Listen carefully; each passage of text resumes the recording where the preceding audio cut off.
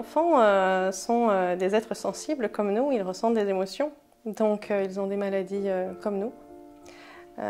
Ils sont d'ailleurs même, je dirais, plus sensibles que nous, parce que nous, on s'est blindés. Au fil du temps, on a mis des carapaces.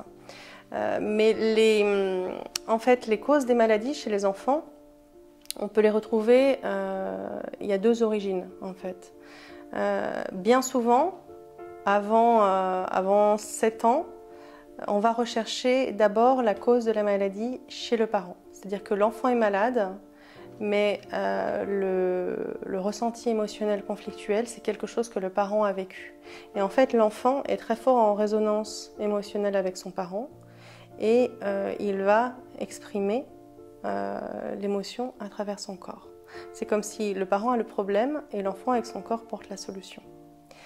Par exemple, lorsque j'ai donné naissance à ma fille aînée, au moment du travail, juste avant la naissance, il y avait des capteurs qui enregistraient la fréquence cardiaque et il y a eu à plusieurs reprises, de manière très rapprochée, des très fortes décélérations du rythme cardiaque.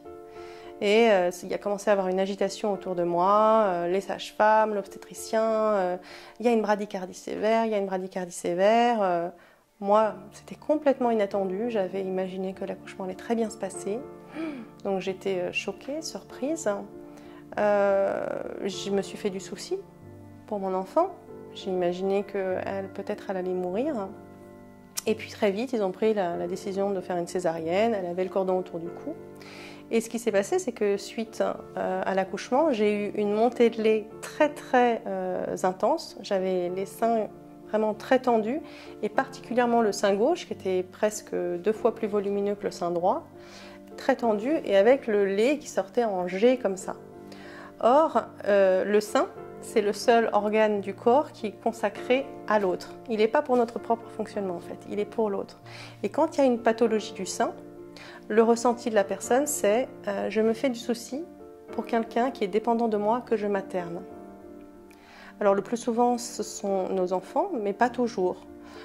Du côté gauche, ça va être effectivement le lien à nos enfants, parce que pour une femme droitière, c'est du côté gauche qu'on va tenir préférentiellement notre enfant pour avoir la main droite qui est libre.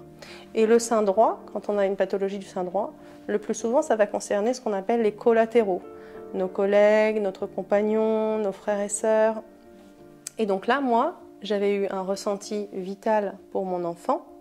Et donc, ma glande mammaire, qui produit le lait, avait fourni vraiment le lait en excès pour protéger, nourrir cet enfant dont j'avais peur qu'il meure.